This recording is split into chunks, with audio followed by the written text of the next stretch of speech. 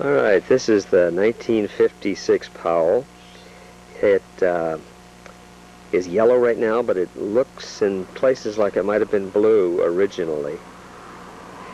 It's missing this trim on the side and the trim on the front, headlight rings, and the front bumper.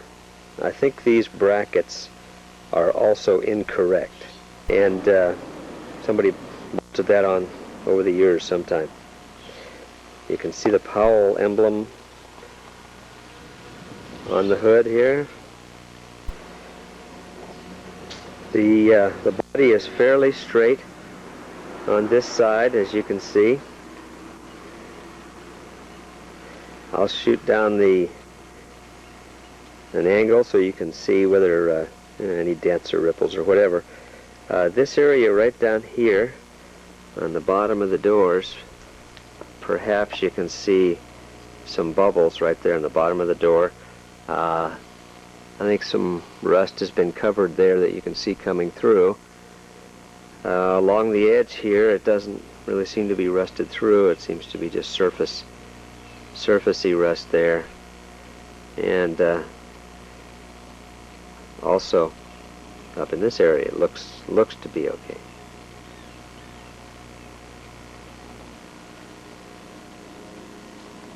There, I'm shooting down the side of the car from the front here.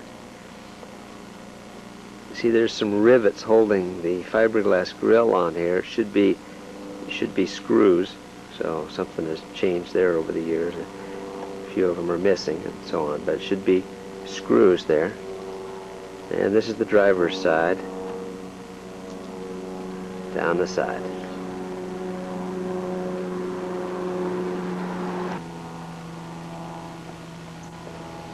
You can see all the wiring plug-ins for the headlights are there. Those are the original turn signals on the front.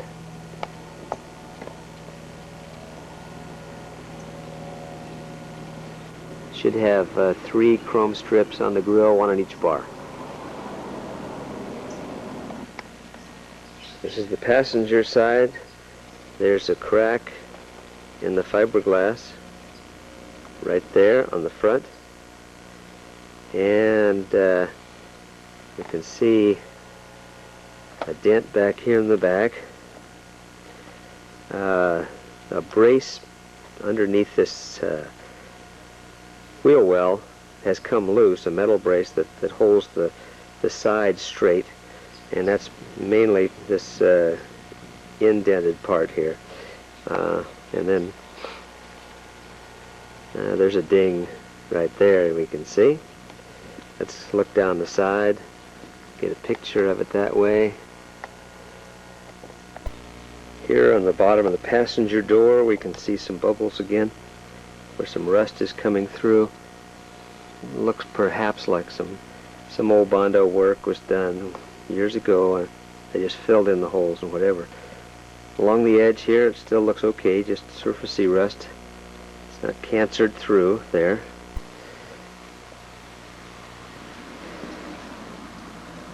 There's the back end. It does have the fishing pole tube. It's not the lid. And I think those stop lights or back tail lights are wrong.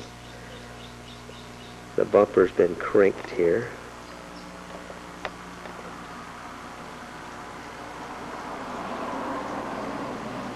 Let's get up in this bed here. You can see the bottom edge there. It's rusted through, right where the wood meets the side panel. The rest of it is just surfacey. It doesn't appear to be rusted through on the back here.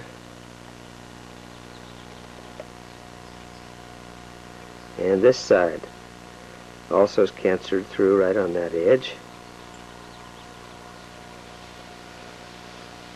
Not all the way, just part of it.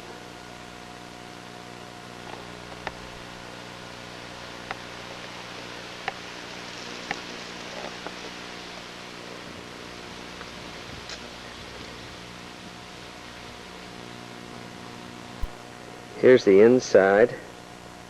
can see the floor under the seat area, and the floor area looks fine. But down the corners here, I don't see any serious rust at all, just some surfacey stuff.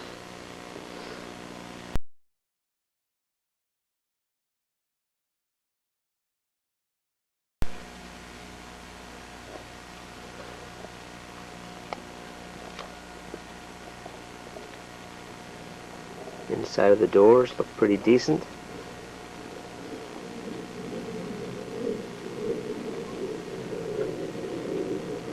And the hinge area.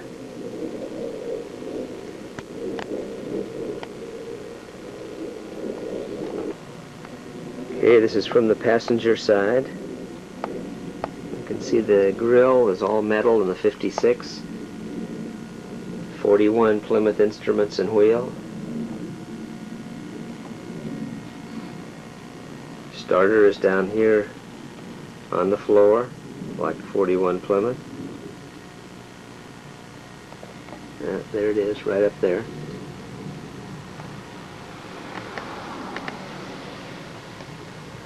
Again, everything looks pretty solid in the hinges and all around the door frame area and floor inside the seat and so on.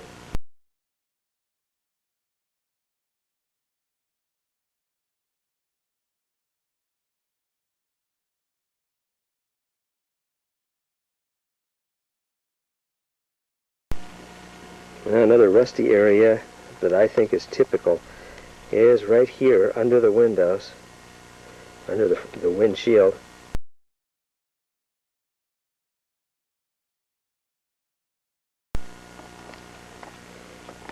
Oops, let me back this off here. This is the hood, and again, some surface rust. It's still got the original undercoating all over everything here and in the back of the behind the seat and so on. Looks like it had a heater installed at one time there. The air cleaner is missing.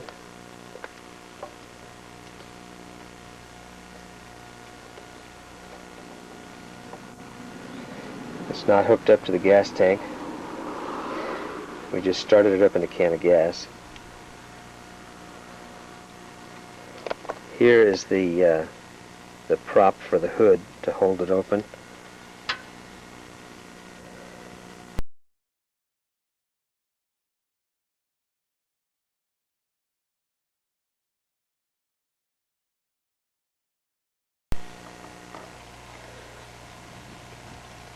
I'll try and show you the underneath here. I'm not sure that there's enough light, but we'll try it and give it a shot anyway here.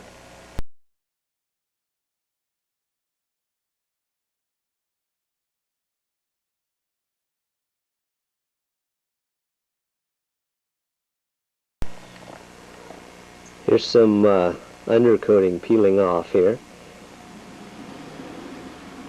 Everything in the frame looks solid and rust-free by East Coast standards for sure. Just surface rust. This is the seat that's in the Powell. It's not the right one, but well, it's what was sitting in it anyway. The right one is pretty simple and not hard to find a copy of. Okay, there it is. And hope I've shown you as much detail as I could to show you the best and the worst of it. It's a pretty decent vehicle to restore, but it does have some areas that need some attention, and I hope I've made all of those areas aware to you. I've never driven the vehicle, so I don't know transmission-wise or rear-end wise or anything like that. The brakes are off of it. The brake cylinders and the shoes, so I can roll it around here. That all needs rebuilding. And that's basically it. Give me a call and let me know what you think.